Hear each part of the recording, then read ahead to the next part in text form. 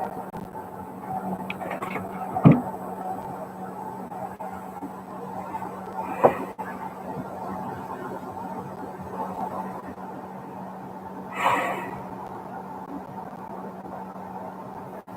right, hello, ladies and gentlemen. This is the Morning Gardener, and today I said that we would talk a little bit about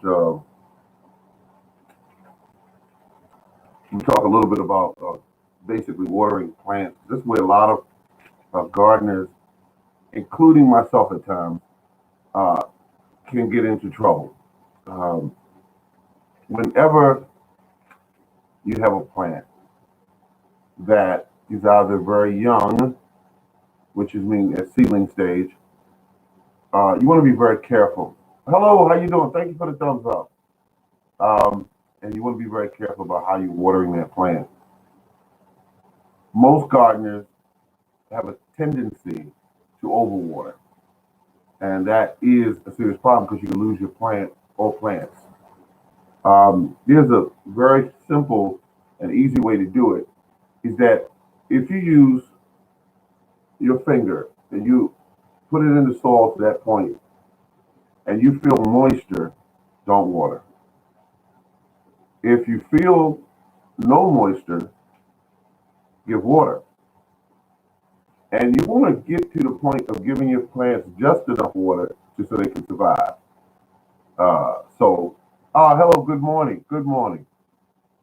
Uh, and that's what you want to do. Now, right now, my plants I have, which is what my whole entire garden is this year, is going to be watered this morning, or well, this evening actually.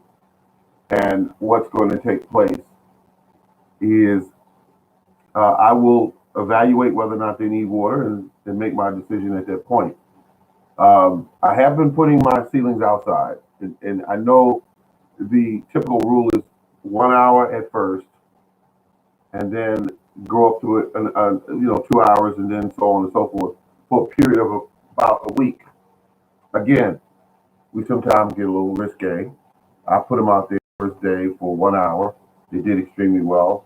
The next day I did an hour and a half, and then the very next day I did 3 hours and so forth, and then 4 hours, and you get the point. So I'm doing this hardening off to get them ready for the soil. I've also been taking some soil temperature tests, and the soil is moving up in temperatures. A few months ago, 30 degree was the average soil temperature here in my location. The Now what I will be doing is checking it today, and I'm thinking that I'm going to see that the temperatures even moved up to probably 55. You want to get a consistent temperature of at least 60 to 70 degrees to be on the safe side for at least a week, that the soil temperature will stay at that point. Then there's certain plants you want to put in. You want to protect your seedlings because it's very precious, the cost on them, and you want to make certain that they don't run into any problems. What part of the country? Yeah. I am in Maryland, and the zone here is zone 7B, and it is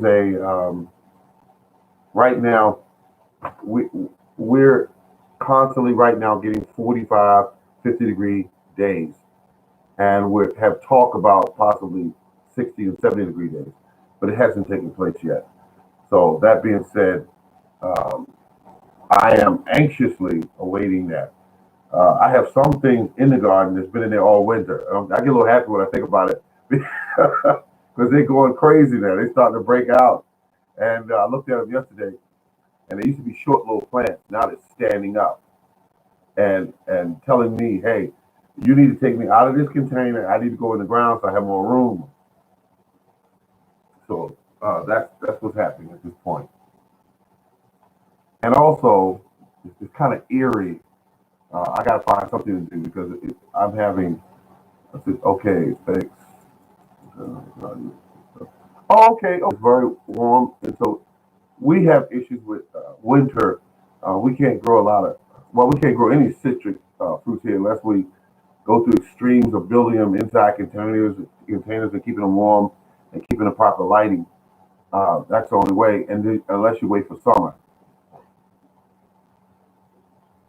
So people go from indoors to outdoors to indoors to outdoors. I don't want to do that with any tree. You know, it's not for me. I also have some information for you on fertilizing. When you take a seedling from the comfort, if you will, of your greenhouse or your home, you want to make certain that when you put them in the ground, the number one, you have the soil loosened up, especially if you have clay. Clay soil is what a lot of us tend to have, and you have to treat clay soil a certain way. It has a lot of advantages to it as well as some disadvantages. Um, Clay soil is heavy, it is very dense, um, and it doesn't allow, in a lot of cases, it's root based. It just keeps roots locked in to a small area. You want to grow roots, folks, when you grow plants. You want to grow roots. Roots are key. Um, so when you put a plant in the ground in clay soil, you want to loosen up a large hole as opposed to a small hole. When you do that, you allow for the roots to run the length that they need to run and the depth that they need to run. Growing bigger roots equal to bigger harvest from that particular plant. I think that's it for right now, folks. Um, I had fun, and I hope you did. I hope that we, continue on. I'm going to do some more today because, listen, I'm in the house, so things are different now. I have to make certain that I, continue on doing things that will keep my mind occupied. And also, we can learn. I hope that you're having a good day, and I hope that everyone stays safe. It's very important.